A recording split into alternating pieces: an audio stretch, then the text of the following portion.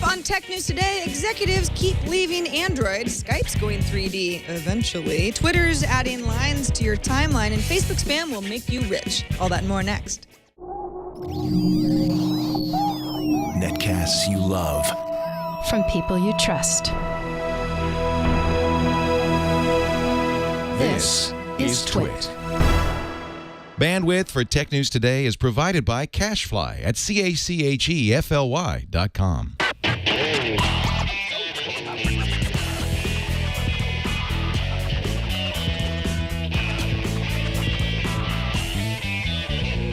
This is Tech News Today for Thursday, August 29th, 2013. Yes, it's still August. Tech News Today is brought to you by Squarespace, the all-in-one platform that makes it fast and easy to create your own professional website or online portfolio.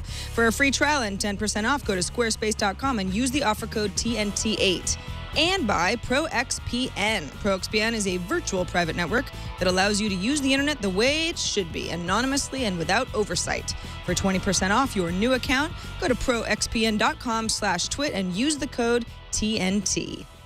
Welcome to Tech News Today. I'm Sarah Lane. I'm Aya Zakhtar. And I'm Jason Hell.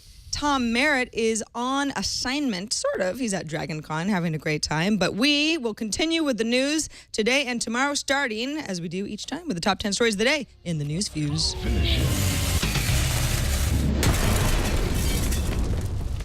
Well, earlier this year, Andy Rubin, the creator of Android, sort of abruptly stepped down from the team, and now another executive is on his way out. Hugo Barra, vice president of project management for Android, is leaving for a job as vice president of Xiaomi Global. Xiaomi is a Chinese company which builds Android phones and handles both hardware and software that runs on top of Android. Barra joined Google in March of 2008 and came first from speech technology firm Nuance. The feature creep in Twitter continues. Twitter has altered the way it shows conversations on its app and on the web. There's now a blue vertical line showing the tweets in your stream that are connected. You'll see up to 3 tweets in the conversation in your stream with the option to expand if you want to see the whole Yap Fest.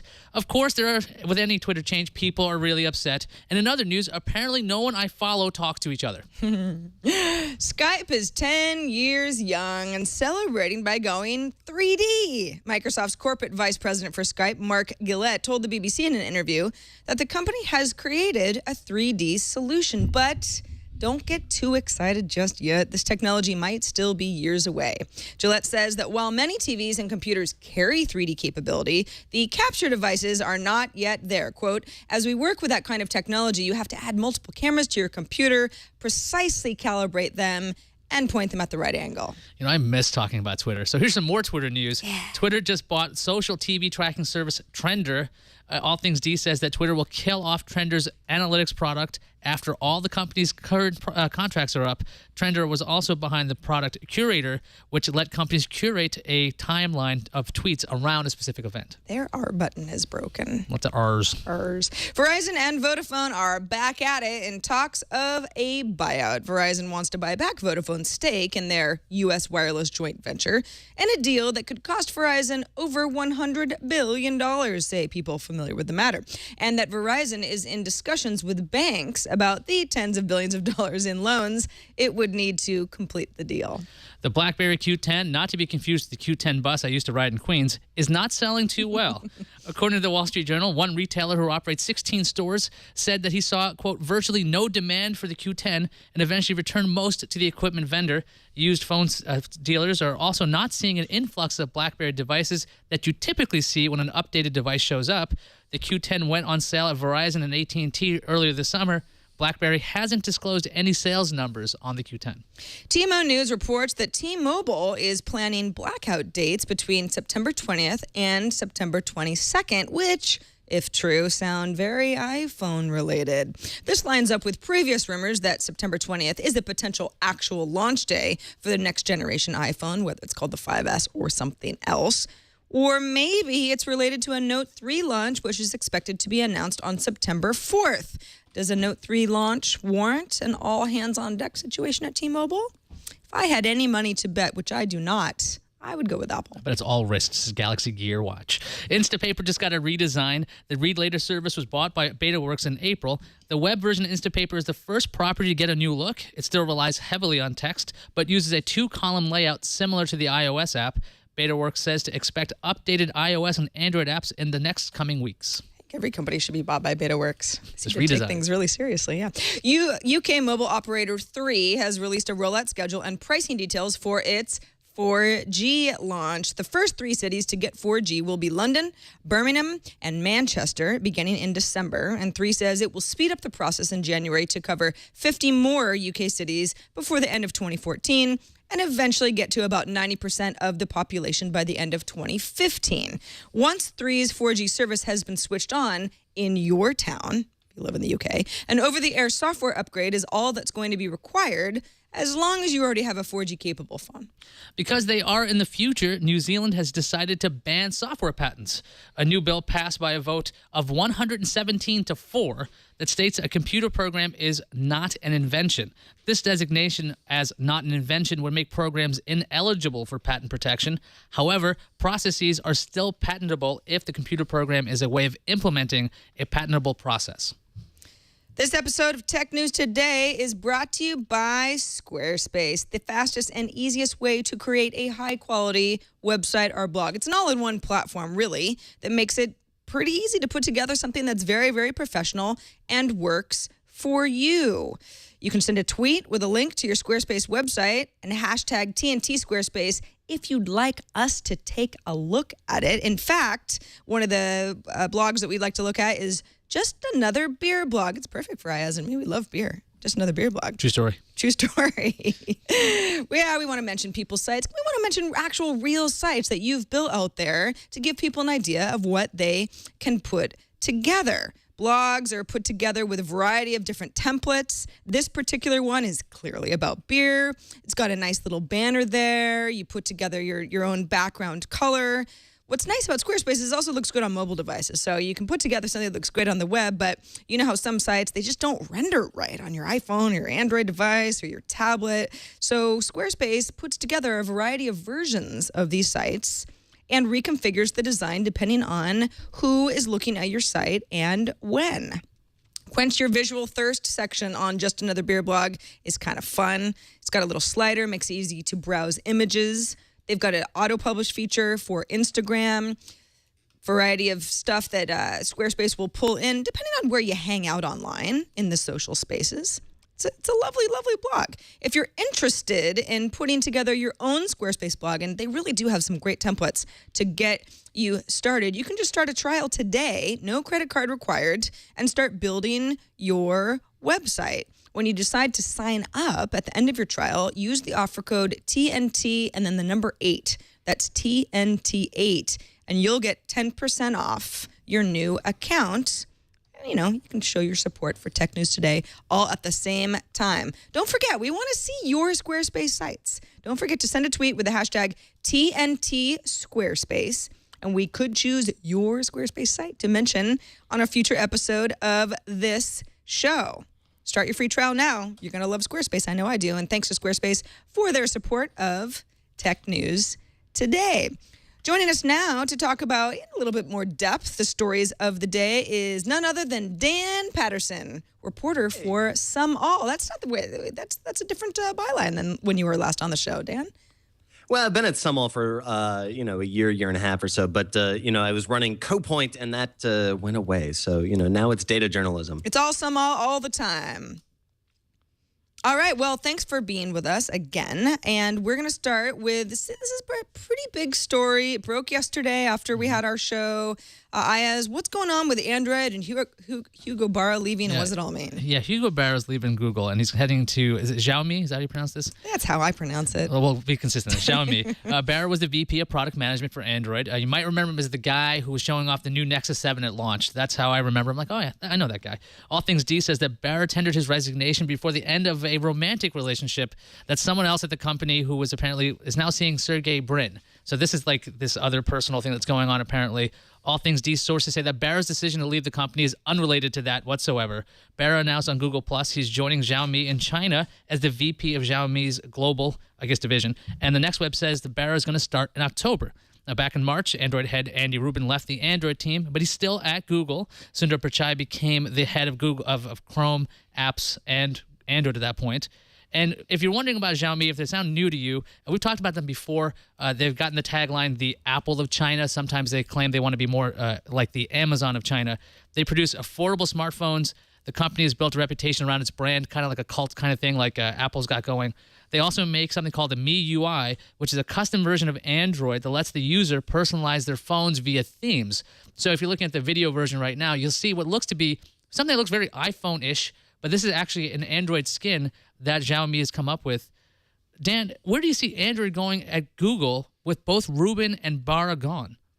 Well, it's very difficult to tell with a departure like this. It's often easy to conflate the personal stuff with the professional stuff, and not knowing what happened, to the granular level of detail internally, it's hard to tell if this was a product decision that affects Android or if this is more of a personal thing that's like not my business. But I think what this says about Android is that this is new blood time. This is a season for new ideas to come into Google, and for a company that has a nice tie to its roots and its legacy, it may be actually a good thing to see new blood and new ideas come in.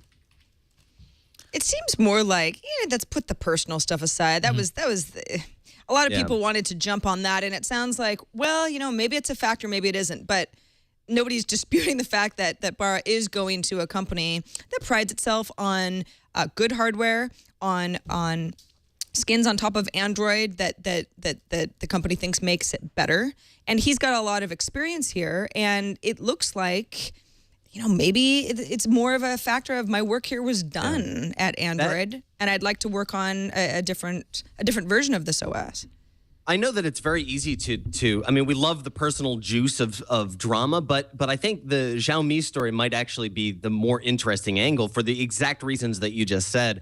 This is, or at least could be perceived as, China's Apple, and for a guy from Google to go to, China is the world's largest expanding market, and I think that could prove to yield some very interesting results. Yeah, Barra's knowledge of Android's got to be somewhat complete, because if he's at the company for over 5 years, we've seen Android change a lot in the past 5 years. That's been a huge shift in the way that's been developed. The amount of customization that could be done with Xiaomi software would be interesting, but the fact that he's part of it, he's the first VP global of Xiaomi Global. So the thing is, we could see a really big expansion. We've seen a bunch of companies in China trying to get to the U.S. Lenovo's trying to get their phones over here, trying to make a splash.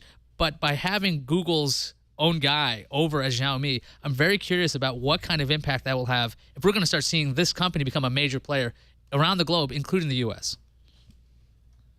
All right, let's move on to something that also spawned a lot of controversy yesterday, and that's Twitter's new Conversations design and feature. This is new for both the web version of Twitter and iOS and Android app versions of Twitter. So the deal is, if you, for some reason, haven't been on Twitter or don't use these particular native apps and haven't noticed, is we now see these lines that are connecting tweets. It's been a little confusing to some of us who are used to using Twitter all day, every day. Up to 3 tweets in a conversation now will be sort of grouped. They'll be grouped on a home timeline. So if Ayaz tweets something and I respond to Ayaz and Dan responds to Ayaz, all of a sudden we now have a group of tweets. So fourth person D, let's call them, could look at their timeline and say, oh, I see, Ayaz started a conversation and here are more replies. Now, by default, there will be 3 tweets shown as part of a threaded conversation. If you were to click on one of these tweets, the conversation would expand to include replies from people that you aren't following that wouldn't show up by default in your timeline. This is something that might be interesting if you say, well, this is a very interesting topic, even though I don't follow this random person. That person was engaging with Ayaz and Dan and Sarah, so I can get a little bit more context that way. Bruce Daisy, who's the UK director of Twitter, even mentioned to himself, it takes a little getting used to. He actually tweeted, while the reporting is the big story, I think you're going to love Conversation View. It drove me crazy for a week, and now I can't do without it, which I sort of feel is probably inevitable for the rest of us. I found the whole thing extremely confusing at first because I'm so used to most recent tweet at the top. But with conversations of tweets, if you started a conversation that I responded to 5 minutes later, now my response is under you. The originating tweet actually floats up higher. Originating tweet, yeah, becomes up at the top. So we're sort of going in two different directions. But then I thought of it like the Facebook timeline. Well, that's how Facebook timeline works. Most recent stuff at the top. But if we start a conversation, then you get your little responses in line in a threaded comments view. It seems to me and to other people that this is probably Twitter's way to make newbies to the system be able to follow along better. I think Twitter probably is still a bit of a confusing place for somebody who said, oh, I heard Twitter's a great place to, follow celebrities and my friends and that sort of thing. The normals, as we call them. We know Twitter wants to IPO sooner than later. Dan, do you think that this is just an inevitable way to try to make Twitter make more sense to the general public, even if it kind of screws over some power users? Well, I think that there are a number of ways to look at this story. All of these different angles are very interesting. There's certainly the product angle, which is just like you said, it's a way to make, I don't know if you remember, Twitter in 2006 and 2007 was just this jarring stream of like, what the heck? And opening that platform or allowing it to be more accessible to new people is certainly something, or to existing users is certainly something that is of great concern to the company. But I think the very interesting angle on this is the business story. And the business story, I think, is that, with the seemingly inevitable IPO, something like this does a few things for Twitter. It increases time spent on site. It increases the user engagement. And as we know, Twitter has, since kind of killing off the developer ecosystem, has been focusing on Twitter.com as a destination, much like Facebook.com as a destination. So I think that things like this increase the engagement on the site and keep people active. It may, if you take the millions of people that Twitter has and increase engagement by like 0.01%, that has real value when it comes down to an IPO, and they need to do this before going public. I think it's kind of strange because what Twitter used to be is a timeline, an actual timeline. Now what we're doing is we're reordering things now. Like that's why one of the reasons I ended up calling it a stream. It's really kind of like what Google Plus has going for it. It's what Facebook's done recently. To have things shift that way does make sense if you're trying to follow a conversation. But what if you just wanted Twitter the way it was? Those people would get angry. But the thing that Twitter's been so good about is when they add these features, they're not so horrible. You're not gonna. It's totally changed something. They've just been adding these features slowly and this small scale. A blue line might not annoy anybody. They might not even notice it because it's that Twitter blue line. It's like, okay, not a big deal. Well, and on the web version of Twitter, that blue line can be any hex code you want it to be. You just go into your design settings, you change your link color. Like I changed mine to red, so my links, it's going to be the same thing as a linkable username, for example, but you can change the color of the line. That I bet will be great for Coca-Cola and companies that really like to have this, to have the conversation with their color. I'm not kidding about companies that really are passionate about their colors, like T-Mobile with Magenta. I think they're suing AT&T over the usage of that color actually. So it's not such a huge deal. I don't think there's the response to the outcry to the change. I think that's going to die out pretty quickly. I remember when Twitter first hid responses to people that I'm following that I don't follow. And I went crazy. I was like, this should be my decision, not yours, Twitter. And I can't even imagine having that now. It would be such a noise fest. Then remember when Twitter implemented its own native version of the retweet. So you don't have to say RT and then add what the original tweet was. And everybody went crazy. How could they do this? This should be this is the syntax that we, the users, created. Now when I see an old school RT, I kind of get annoyed, like, pushing that on me. So it is an evolution of Twitter. Obviously, the people at Twitter who are involved in UI and design have thought a lot about this, and they feel like this makes the most sense to ease up on confusion. So it's probably more a case of those of us who have been around a while fearing change. Change is okay. Change is okay. Just hashtag change is okay. Except when it isn't. Hey, let's talk about Skype changing into a 3D company? Something like that, Well, part of a company. There was an interview with the BBC because of Skype's 10th anniversary. Microsoft's corporate VP of Skype, Mark Gillett, says Skype's working on 3D video calls. He says the company has done work in the labs looking at the capability of 3D screens and 3D capture. He says customers have a lot of 3D capable displays these days, TVs, monitors, and such, but the capture devices just aren't there yet. It's not like you got 3D cameras on every laptop or your smartphone just yet. He says, we have it in the lab, we know how to make it work, and we're looking at the ecosystem of devices and their capability to support it in order to make a decision when we might think about bringing something like that to market. So very non-committal there. He's unsure if we'll see 3D cameras on cell phones. He also says Skype's going to stay cross-platform, by the way, so you'll be able to see support on something like the PS4, even though Microsoft has the Xbox. Dan, 3D video chats. We're doing video chat right now. Do you want to do this in 3D? Can't you just wait to touch the beard? It's hard to tell if something like this is a leading indicator of where the market may actually be headed, or if this is the most hilarious gimmick of the month. I mean, I think that I really think that I can see this as something that the technology provided works okay, something that with Skype could actually tug on some heartstrings and be something that is a feature that people want and use, except that it is 3D, and who wants 3D? I can't imagine ever the way that I use Skype. Well, obviously we use it for the show every day, but otherwise, let's just say in general, it would be for some sort of a remote work conversation here and there. I mean, the whole thing about 3D that I find fun is every once in a while, and I'm not even crazy about 3D movies, but every once in a while, especially when it's an animated movie or something, it's visually exciting. I don't feel that way about my coworkers. Not that you're not visually exciting, but I'm looking at you in 3D. I'm very visually excited. She's very wrong. Well, Sorry. Think about military families and people who rely on Skype as a means of staying in touch. At least the military is what I jump to, and I think that I could see this, particularly if it was on mobile devices at home, an easier way for 3D to become adopted. But right, I mean, there isn't a compelling reason for 3D other than it looks pretty. Well, and also consider this aspect. Unless they do this glasses free, you want to do this this 3D.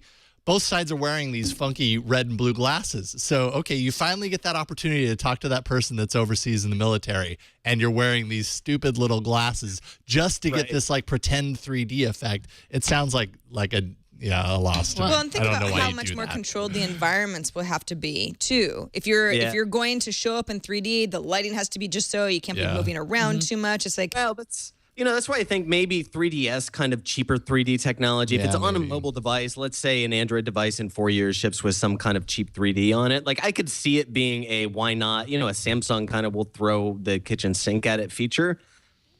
Maybe now get into the holograph world, Skype, and you have something. I just want to jump right over the 3D thing. Yes, 3D has already been proven, hasn't it? That it's pretty much a gimmick, and it's a gimmick in ways that make sense on paper, right? Like I'm going to see this great big movie with all this action, and 3D is a perfect application for it, and still people think that that's not the best way to see movies and that they don't like the 3D effect. What about like a conference call? Like that doesn't make any sense at all. I think there's more to it than just the one-on-one person-person call. I think there might be a business aspect in this. If I'm showing off a model of something I've made and you want to actually see it, obviously you're not going to be able to manipulate it through Skype. You can say, could you turn around that thing that you've actually built with your 3D printer or something that way with Skype? I'm thinking of that kind of technology because we've talked about, I think it was this week, Intel is working on a 3D camera for your laptop, so it'll be able to sense the depth, kind of like the Kinect. You'd be able to have 3D scans. You might be able to use that via with something like Skype.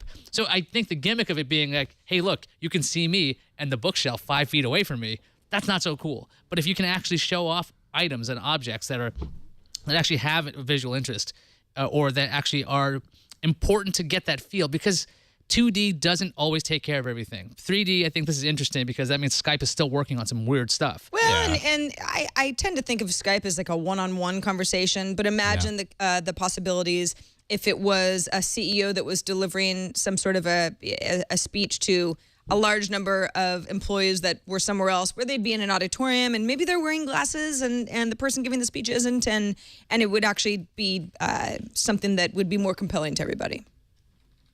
I don't know. I'm still trying. I still think it's... You don't like change, remember? That's okay. It sounds like I don't have to worry about it for a while. All right, this episode of Tech News Today is brought to you by ProXPN. Your online freedom and privacy are under threat. We talk about it all the time, and you should be worried. But government and ISPs want to control what you can and cannot see. They want to keep a record of everything you do. Free Wi-Fi at the local coffee house, or maybe that hotel you're staying in at the airport. Not really all that secure because your passwords and your sensitive data can be intercepted. That's why ProXPN is such a good solution. It's a global VPN, virtual private network, works with almost any internet connection, and it gives you an encrypted tunnel, a secure one, where your online data passes through. Pretty much any online application can work with ProXPN, your browser, email, file sharing, instant messaging programs, if you do a lot of that. ProXPN keeps everything you do hidden from people who might be interested in what you're doing, and it disguises your physical location as well.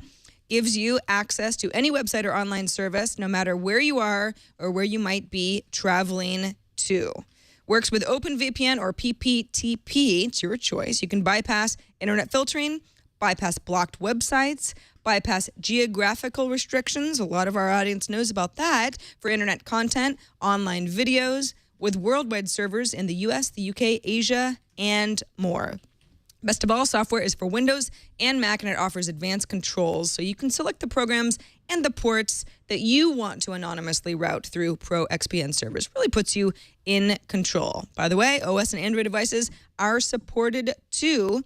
You can use it with your public or corporate Wi-Fi for complete and total privacy on the go. That is ProXPN. Go to proxpn.com/twit for more information and to sign up. Again, that's proxpn.com/twit. Premium accounts are normally $9.95 a month or $74.95 for an entire year, but we have a special offer. Use the code TNT and you will receive 20% off for the lifetime of your account. That's not a day, a week, or a month. That's a lifetime of your account. proxpn.com/twit. Use that code TNT for 20% off. And we thank them for their support of Tech News Today.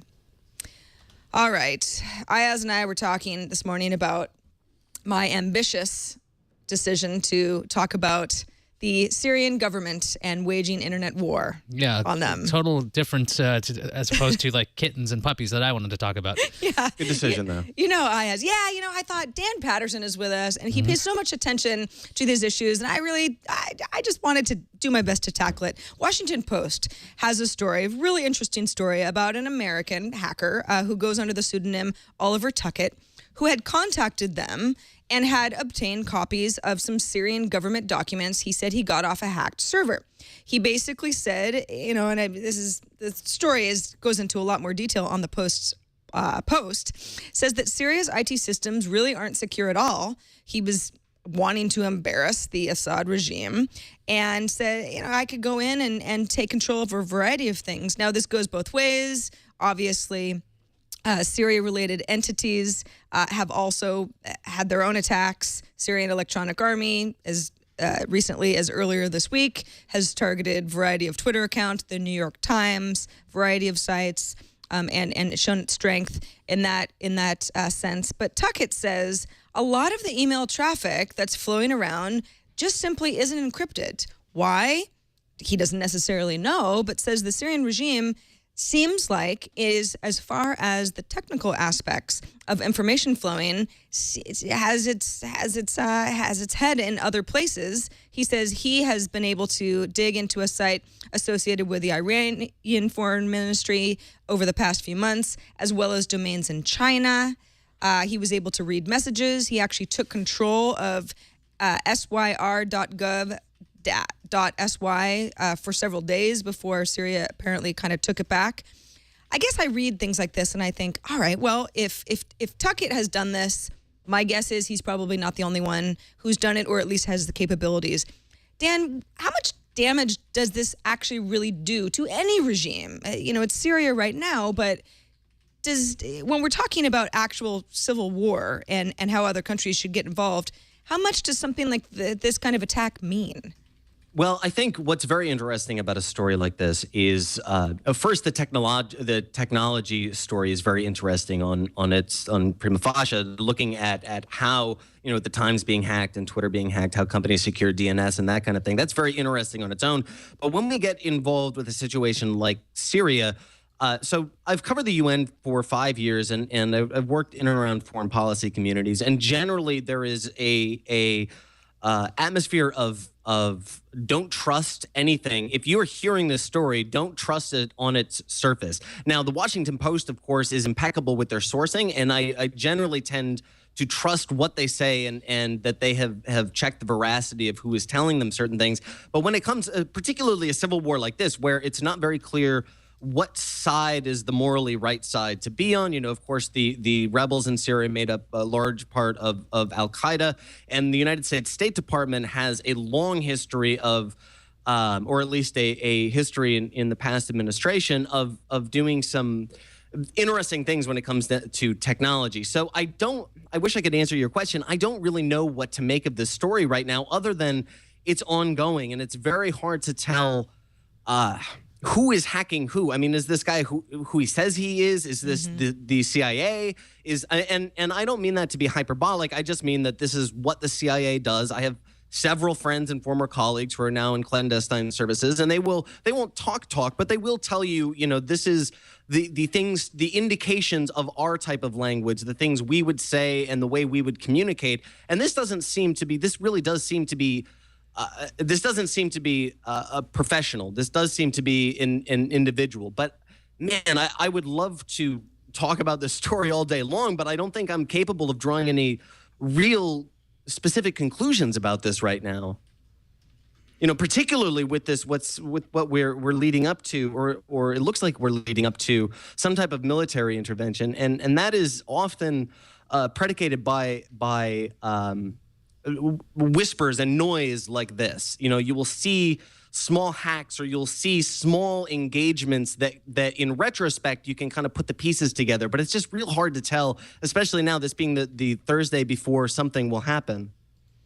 Yeah, I mean, security experts that the Post talked to say this guy, he seems to be who he says he is, and he seems to have gained quite a bit of access, knows what he's doing.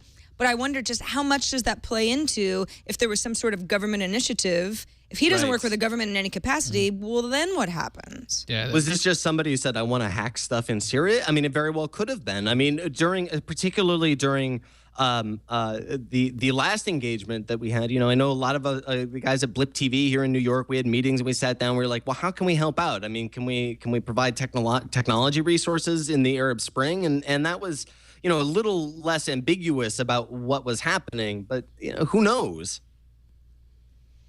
Well, perhaps we should go to something that we do know, and that is Yahoo updating part of its services once again. Yeah, this is like a chaser, isn't it? It's like this really heavy thing. This is a palate cleanser. So there is. It's great, though. I mean, it's wonderful to talk about this stuff because this is a tech story as well, Yeah.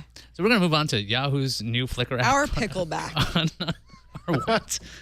Pickleback, when you chase a. Never mind. Okay, I have to look up some words after the show. So Yahoo's got a new Flickr app for iOS. It's got something called Live Filters. We're going to actually show you how that works right now. Assuming AirPlay mirroring is still working, you're going to see this. So this is what the Flickr app looks like. It's still just for iPhones and iPod Touches. There's no iPad app yet. You can apply filters live. You can see Jason moving his hand. It's a lovely hand. He's doing his Miss America pageant wave. That's really great. So there it is. And you can just take photos that way. The other thing that they've added is grids. Now, there doesn't seem to be any obvious way to have grids. Thanks for tweeting whoever's doing that right now. That was me. Thank you, Sarah. Sorry.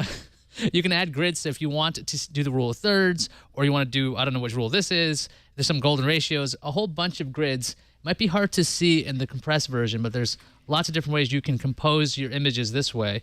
And then you can obviously take photos. There's a lot of ways you can actually alter these photos even after you've taken it. So thanks again for that.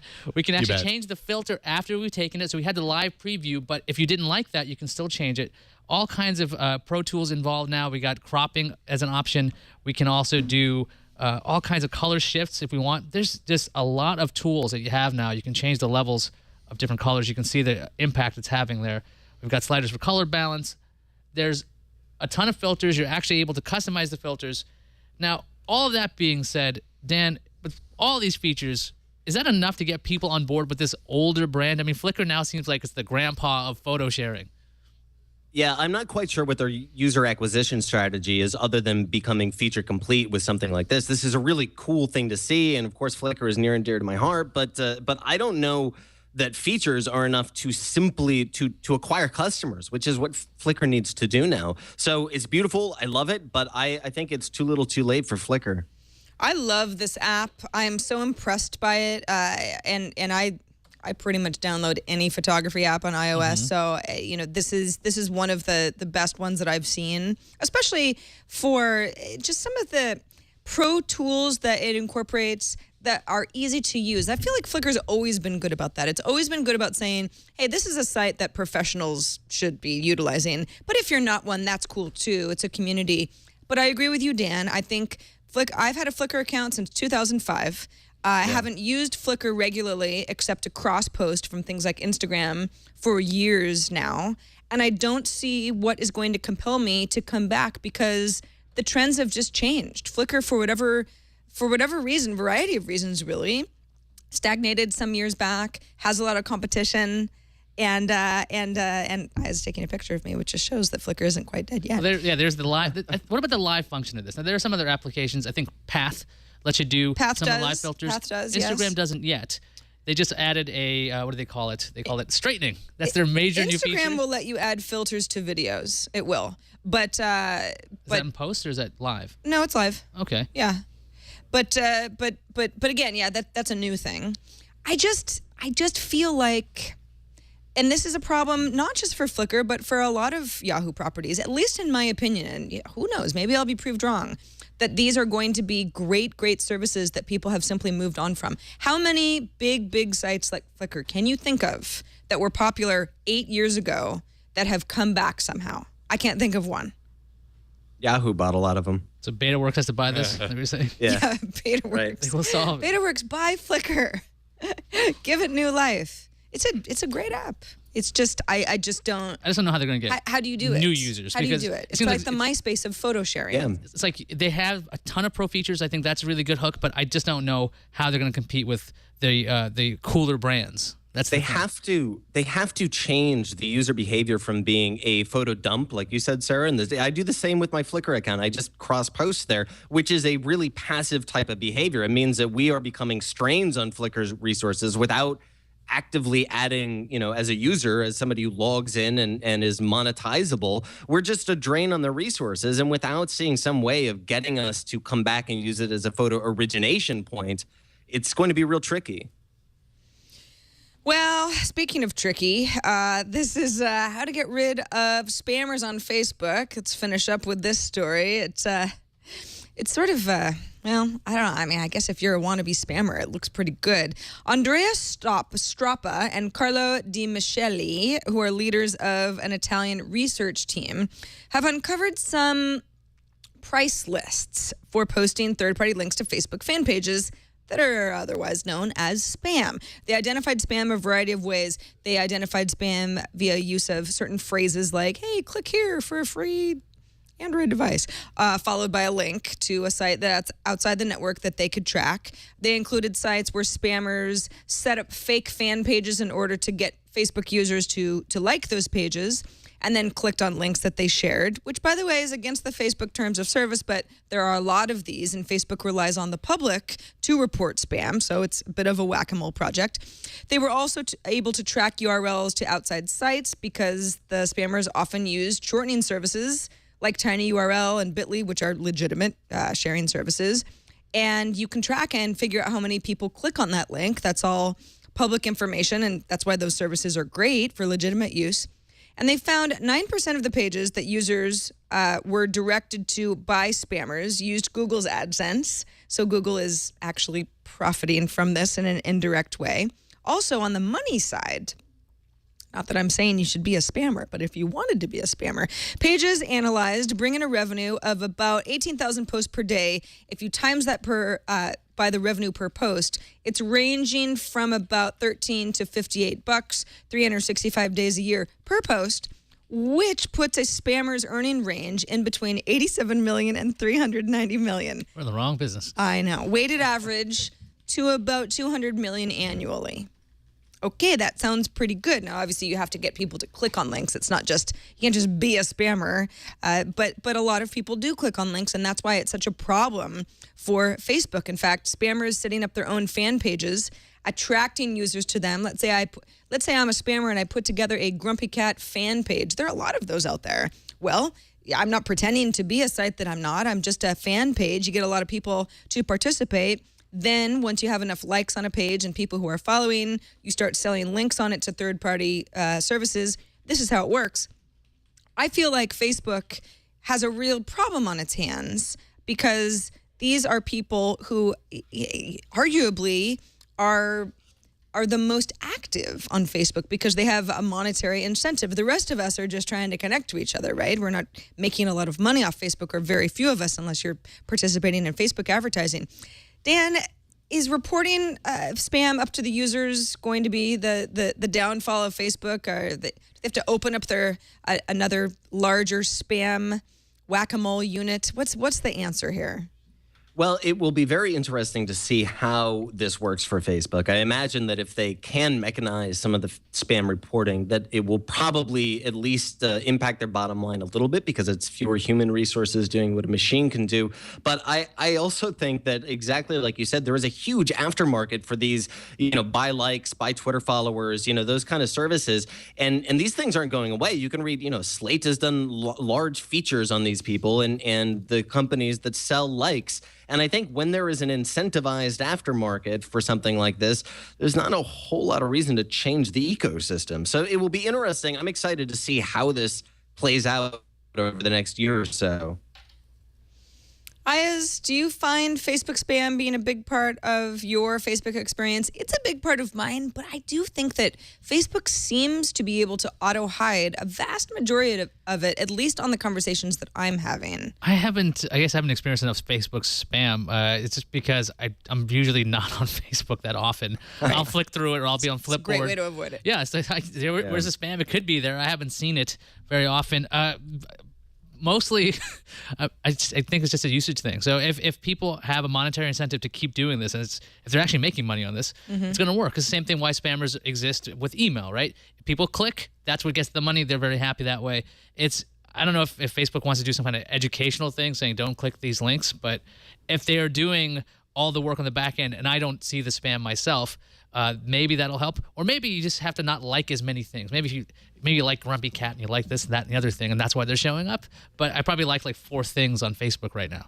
Facebook's also, they're over 1 billion users strong, so that's where all the people are. So that's where the spammers go. I mean, it makes sense, certainly. And yeah, if you couldn't make money this way, then spammers would move on to something else. But clearly you can, and quite a bit of it, actually. I don't know. Stop spamming. We hate you. Spammer's bad. Yeah, okay? Spammer's bad. Let's go shopping. Actually, let's look at the randomizer. All right, what are the results of our straw poll? All right, so we had 3 choices. The University of St. Andrews scientists create fastest man-made spinning object versus College Humor's tech ad spoof, which is funny because it's true. And then there was a third option of you can now track sharks off the East Coast in real time. And if you don't know, when we're doing the show live, we have a straw poll, and we have a bunch of choices that you have for the randomizer. And currently, the winner is the University of St. Andrews scientists create fastest man-made spinning object, which I was fearing would win 48 votes out of 118 because I had to learn what the heck happened because I'm reading the story throughout the show. Well, it's a microscopic sphere, so it's a tiny little thing. It's like a mega dreidel, but it's really small. Nanodreidel. They can spin nanodreidel. They can spin up to 600 million revolutions per minute. Mm-hmm. And that sphere appeared to vanish. The researchers don't know what happened to it. That's the other thing. They're trying to find out what happens to objects when you're pushing it to the extreme. They're saying this is going to help shed light on the area of quantum friction. Not something I was thinking about this morning. I am now thinking about quantum friction. I will be thinking about it all day. Dan, are you ready to start spinning at that speed? Yeah, right. That's exactly how I feel. I wasn't curious about this until now, and now I need to learn more. Well, the spin speed of this object is apparently 500,000 times faster than a domestic washing machine, more than 1,000 times faster than a dental drill. I love that they've compared it to a washing machine. I guess that gives you an idea. What are other things that spin? Spin cycles. 600 million revolutions per minute. Let's put this in a context that the people can understand. So you spin so much that you create some sort of a black hole and you time travel. That's what's happening here, right? I don't know if I don't know what happened to it so far. So I feel like that would make me very nauseous. Because there's a tremendous amount of forces and all kinds of when you're moving that fast, there's motions every which way. So I don't know if it's a black hole, but something does happen. So they have to find out what's going on the quantum physics level. So that's as far as I can wrap my head around this topic. 600 million times per minute. That's a lot of spins. Good for you, University of St. Andrews. Now, please tell me how I can go back to 1955. That would be awesome. All right, let's see what's on the calendar. You and your sock hops. Your sock hop will be in 1955. But on Friday, August 30th, the BlackBerry Q10 hits Sprint. So if it's not selling well on Verizon AT&T, maybe it'll do better on Sprint. Also, Dragon Con officially kicks off tomorrow. That's where Tom Merritt, at least I think he's there. I don't know if he's spinning, but he might be. He's en route, I believe, to Dragon Con. All those Atlanta people. I hope that plane isn't spinning. No, I didn't say his plane. Just Tom himself. Tom himself. He's like a mega dreidel. Yeah, he's definitely a mega dreidel. And that's all for the calendar. That's got to be a new superhero. Mega dreidel. Or perhaps a villain. Isn't that Red Tornado? Anyway. Yeah. All right, let's see what's incoming. Incoming message. Got an email from George who says, you were talking about brain-to-brain control in video games on yesterday's show. Have none of you guys seen the movie Gamer? No, I don't blame you if you haven't. It was a terrible movie. Anyway, in the movie, Rockstar gamers control convicts who fight each other to the death. Is this where we're headed with this technology? Or are smart robots going to control our bodies in the future world of the singularity? I don't know which is worse. Love the show.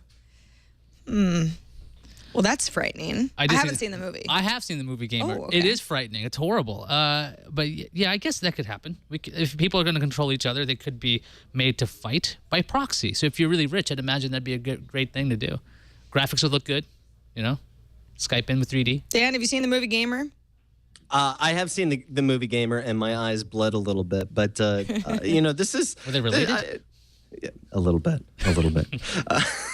This is cool, but this is cool, and it's the exact kind of thing that I would want after going to a gaming conference. I don't know how this is going to play in my own game consumption, though.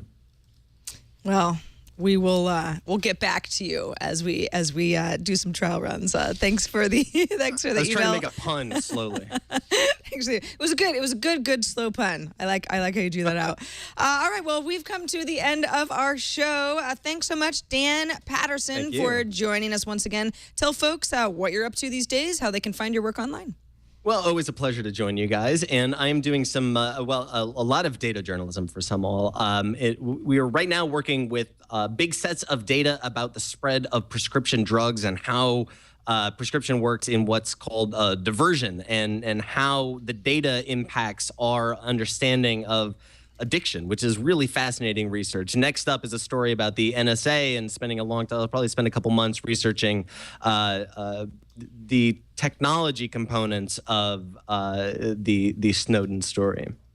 All right. That's awesome. You can also go to twitter.com/Dan Patterson to keep up on all of Dan's tweets, to links to all of the stuff he does. And thanks to everybody also who submitted and voted stories up and down to our subreddit. technewstoday.reddit.com is where you can go to let us know the kinds of stories that you would like us to cover. And even if you don't really have an idea, you can at least vote up or down other people's ideas. You help us build our rundown every day. So thanks everybody who participates in that.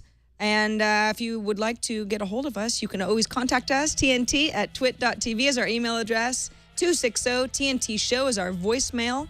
Tomorrow we've got Darren Kitchen. He's our Friday regular. We're going to do mimosas. I said it. See you tomorrow. Oh, wow. Right. You're going to have to live up to that. I don't know what I just Someone happened. will. Awesome just happened.